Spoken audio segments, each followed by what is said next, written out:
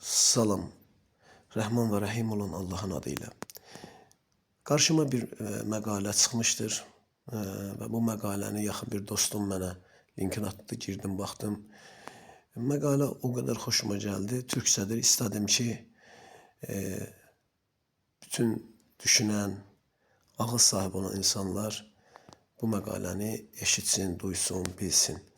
Və qərara gəldim ki, məqaləni sadəcə səsləndirərək sizin üçün bir video hazırlayayım. Məqalə şirk haqqındadır. Hər əsrin ən böyük vəbası, yəni sağalmaz yayıcı xəstəliyi şirkdir deyə bir başlıq altında paylaşılmışdır. Məqalənin səhv etmirəmsə, yəqin ki, müəllifi Akın Karadəniz yazılıbdır. Kur'an yolu deyə paylaşılıbdır. Başlayaq. Şirk Allah'ı inkar etmek demek değildir. Bu zaten teknik olarak mümkün değildir. Şirk bir takım varlıkları sadece Allah'ta olan sıfatlara ortak etmek demektir. Allah'a ait olan sıfatları başkalarına da nispət verip bu sıfatlerde Allah'la yanaşı onları da eyni tutmağa şirk deyilir deyir. Bir kişinin teknik olarak şirke düşmesi, önce Allah'ı yüce yaratıcı olarak kabul edip, akabinde de Allah'ın uluhiyet özelliklerinden birini veya birkaçını başka varlıklara atfetmesiyle gerçekleşiyor. Uluhiyet hülul etmek. Yani sonradan ona əlavə etmək anlamındadır. Allahın sifətlərinin başqalarına hülul etməsini qəbul etməklə şirkə düşülməsini ortaya qoyur. Davam edək. Tüm nəbilər və rəsullar ömürlərini uğruna adadıkları davada göndərildikləri toplumların içine düştüğü şirk ve zulüm bataklığına karşı mücadele etmişlerdir. Bu mücadelede tevhid ve adaleti hakim kılma gayesinin ifadesidir. Kur'an'da ateizmle ilgili bir mücadeleden söz edilmez.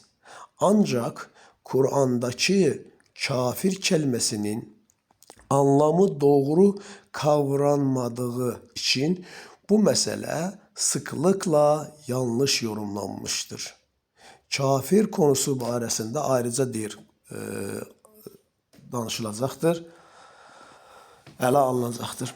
Kafir sözünə qısa bir deyimlə toxunum. Kafir Allah'ı inkar eden yox, kafir haqqı, həqiqəti bilərəkdən məqsəd yönlü şəkildə örtüp gizlederek insanları yanıltan, insanları çaştıran adama deyilir.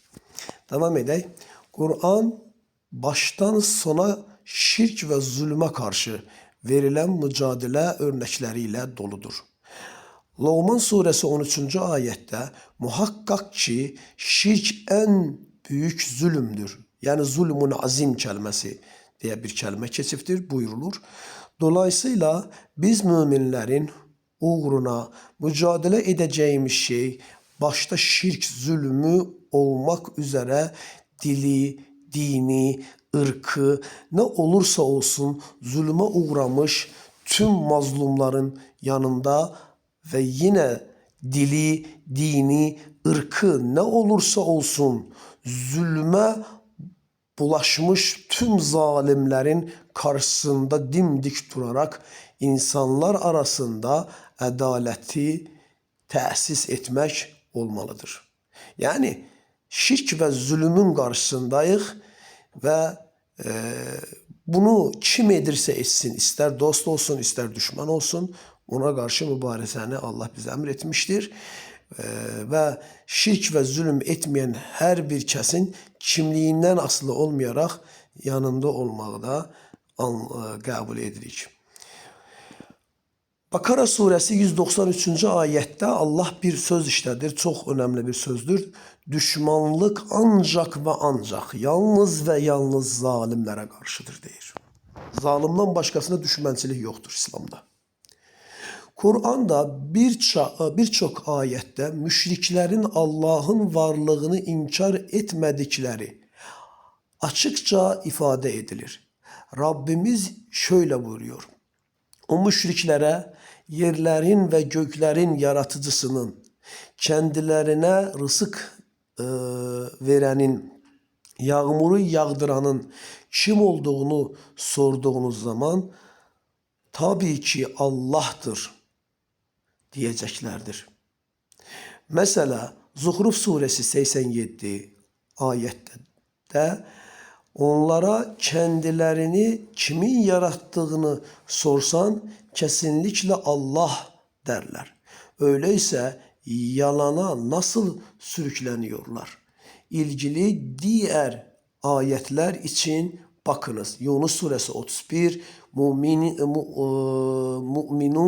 84'ten 89'a, Ankebut suresi 61'den 63'e, Loğman suresi 25, Zümer suresi 38, Zuhruf suresi 9 ve 10. ayetler. Bütün bu ayetler açıkça gösteriyor ki şirk Allah'ı inkar etmek değil, ona ortak koşmaktır. Yusuf suresi 106. ayette Allah'a iman ettiklerini beyan edenlerin çoğunun imanlarına şirk bulaştırdıkları ifade edilir. Ayette çoğunluğu yani çoxluq kəlməsi, əksər kəlməsi, kəsir sözü denildiyinə görə bu ən az 50% üstəgəl 1 deməkdir. Bu açıdan söz konusu ayet son derece dehşet verici. Yani burada biraz açıklama verelim. Ayet ne demek istiyor? Yusuf 103'te der ki, sen ne kadar həris olsan da insanların əksəriyyəti iman etmez. Deməli, çoxu nədir? İmansızdır. 106. ayette der ki, o az ki iman eder çoxa nisbətdə, o az iman edənə nisbətdə Allah deyir ki, iman edənlərin də əksəriyyəti şərik qoşaraq iman eder. Yəni zaten imansıza nisbətdə iman edən azdır. Amma bu az iman edənə nisbətdə də onun çoxsunun müşrik olduğunu ayət net şəkildə ortaya qoymuşdur. İndi diqqət eləyək. Bugün ülkemizde kendilerini Allah'a iman ettiklerine ifade eden insanlara baktığımızda maalesef çok ciddi oranda imanlarına şirk pisliği bulaştıran kişilerin bulunduğu görülmektedir. İnananları şirk bataklığına sürükleyen en büyük yanılgı adına evliya dedikleri bazı varlıkları Allah ile aralarında aracı edinme hatasıdır. Oysa Allah ile kul arasına kul ne kadar günahkar olursa olsun hiçbir varlık peygamber dahi olsa, Nebi Resul dahi bile olsa hemen kul giremez. Biz insana varid olduğu, əsaslandığı ipten daha yaxınıq deyir Qaf suresi 16'da. Bazıları orada varid olduğu ip kəlməsini şah damar diye tercüme etmiş. O anlamda da ip kəlməsinin şah damar anlamında da işlendiğini söyleyenler var. Bu daha da bunu kabul eden daha da şiddetlendirir bizim fikrimizi. Ama insanın əsaslandığı her bir ipten, varid olduğu her bir ipten Allah deyir ki biz daha yaxını ona. Qaf 16'da. Və yaxud da Enfal 24. ayette bilin ki Allah her bir şəxslə, her bir kişiyle, burada demir möminlə, çox önemli bir sözdür. El-mər'i kəlməsi mömin de olabilir, kafir de olabilir. Yaxşı insan da olabilir, pis insan da olabilir. Yani Allah ayrım etmir. Deyir, her bir şəxslə onun qəlbinin arasına hülul etmiştir. Yani Allah'la senin aranda, senle qəlbin, ağlın, düşüncen arasında sadece ve sadece Allah vardır. Başkası yoktur. sən ağlının vasitəsilə Allahla öz arana birini qoymağın çox absurd bir fikirdir. Devam edirik. Ayetleri açıkça gösteriyor ki Allah ile kul arasında ara yok ki aracı da olsun. İnananlar kendilerini Allah'a yaklaştırdıklarını zannedip araya koydukları aracı tanrıcıklardan kurtulmadıkça şirk vebasından da asla kurtulamazlar. Rabbimiz Zümer suresi 3. ayette şöyle buyurmaktadır. Bilin ki arı, duru, saf din Allah'a mahsustur. Allah ile aralarına evliya, veliler koyanlar biz bunları sırf bizi Allah'a daha fazla yaklaştırsınlar diye kulluk ediyoruz, kutsiyet atfediyoruz, boyun eğiyoruz, ibadet ediyoruz derler. Orada keçen ibadet sözüdür, kulluk edirik derler. Allah ihtilafa düştükleri şeylerde aralarında hüküm verecektir.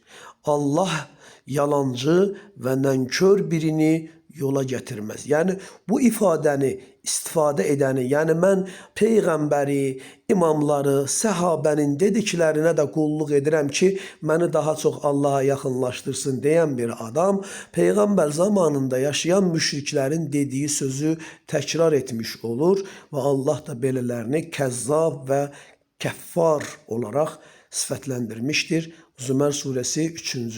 ayetinde.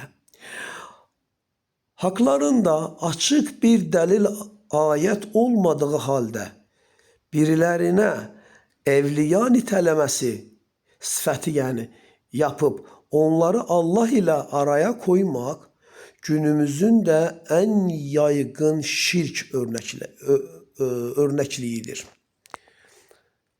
Rabbimiz Yunus suresi 18. ayette şöyle buyurmaktadır. Kendilerine zararı olmayacak ve bir fayda da sağlamayacak olan varlıkları, kəsləri Allah ile aralarına koyarak onlara ilahlaştırırlar. Ve onlar Allah katında bizim şefaatçilerimizdir derler. De ki siz Allah'a göklerde ve yerde bilmediği bir şeyi mi haber veriyorsunuz? Bakın bu ayette Allah çok önemli bir söz deyir. Özlerine zərəri ve fayda verebilmeyen, zarar verebilmeyen ve fayda verebilmeyen kəsləri Allah ile aralarına koyarlar deyir. Bakın Allah Əraf 188'de Muhammed Nəbiyə deyir ki onlara de ki mən nə özümə bir zərər nə də özümə bir fayda sağlaya bilərəm. Yəni malik deyiləm özümə belə bir zərər verməyə nə də özümə bir fayda sağlamağa. Baxa bunu niye dedizdirir? Yani bilin ki Muhammed Nəbi nəinki sizə hatta özünə bilə nə bir zarar verməyə nə də bir fayda sağlamaya malik değil. Allah istemesi istisna olmakla. Bu ayetten anlaşılır ki insanlar birini Allah'la aralarına koymakta qəsdi onlara daha çok fayda sağlasın ve zararı özlerinden dəf etmələri üçündür. Özü özüne bir zarar verebilmeyen, özünden zararı dəf edebilmeyen, özüne bir fayda sağlayabilmeyen birini necə özlerine aracı götürə bilərlər? Bakın ayet muhteşemdir. Ayetin sonu ise onlar göylerde ve yerde Allah'ın bilmediği bir şeyi mi Allah'a haber? Yani kim dese ki direkt Allah'a bağlanmak olmaz. Allah'la aramızda mutlak bir aracı olmalıdır. Onlar Allah'a neyse bilmediği bir şeyi haber verenlerdir. Yani bilsiz bu ne demektir? Hucurat suresi 16. ayet. Onlar dinlerini Allah'a mı öğredirler? Halbuki Allah göylerde ve yerde olan her bir şeyi bilir deyir. Burada da Allah göylerde ve yerde Allah'ın bilmediği bir şeyi mi Allah'a haber verir? Yani Allah'a bir şey öğretmeye kalkmak Allah'a din öğretmektir yani. Budur mesela. Devam edirik. Allah onların şirk nitələmələrindən uzaqdır və yücədir. Zümer suresi 44 ayette açık ve net bir şekilde şəfaət yetkisi bütünlüklə Allah'a aittir buyurulmasına rağmen toplumumuzdaki Kur'an'ı öğretiye aykırı olan şəfaət inancı yine bugün de ülkemizdeki şirk bataqlığının en mühüm bir səbəbidir. Birçok inanan her gün namazlarında Fatiha suresi diye öz səlatlarına namaz deyib, her gün o səlatın birinci ve ikinci rikət diyerek orada okuduqları bir ayet var. 5. ayet İyyâke na'budu ve İyyâke nesta'in kelimesi.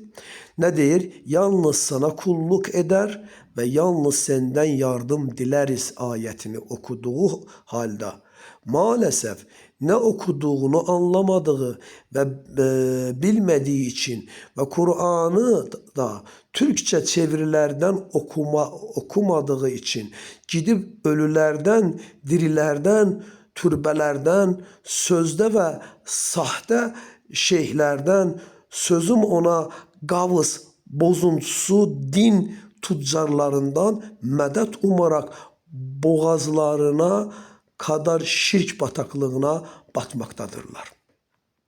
Yani hatta bazıları bunu anlayarak diyor ama sonra da gelir özü kimi bunu diyen birinden, onun dirisinden veyahut da ölüsünden bile, kadrinden bile medet ummakta, yardım dilemektedirler. Çok gülmeli bir şeydi bu. Devam edelim. Fatiha suresi 5. ayet Kur'an'da duruyor iken kalkıp da yetiş ya Muhammed, yetiş ya Ali, yetiş ya Geylani, yetiş ya Gavs, yetiş ya Seyyida gibi sözler ile Allah dışında başka varlıklardan medet ummaya kalkmak bir akıl tutulmasıdır. Yani akılını işletmemektir ve Kur'an'ın da tüm tevhid ilkelerine, esaslarına bütünüyle aykırıdır ve şirktir. Allah bizleri şirk xəstəliyindən qorusun. Çox insanlar var ki, biz bunları Allah'la ortak tutmuruq ki, amma baxırsan görürsən ki, Allah'tan daha çox onun buna hazır ve nazır olduğunu, semi olduğunu, basir olduğuna iman edir. Yani Allah'a ait olan her şeyi ona nispet verir. Çok her bir şey demiyorlar ki. Bir dənə Allahlığı ona nispet vermir. Yerde kalan Allah'ın bütün əsmasını ona nispet verir. Ve son sözüm Yunus suresi, belə Əraf suresi 180'da Allah deyir ki, Allah'ı onun güzel, yaxşı isimleriyle dəvət edin, dua edin. Onun isimleri barəsində yoldan çıxanları, həddini aşanları, çaşkınlıq edənləri boşlayın, tərk edin. Allah onları tezliklə cəzalandıracaq deyir. Oydur ki, hər birinizə şirksiz, arı, duru din yaşamağı Allah'tan dua ederek istəyirəm. Allah hamımıza Kur'ana sarılmağı, Allah'ın ipine möhkəm sarılmağı ve şirkten arınmağı nəsib eləsin. Salam olsun hidayete tabi olanlara.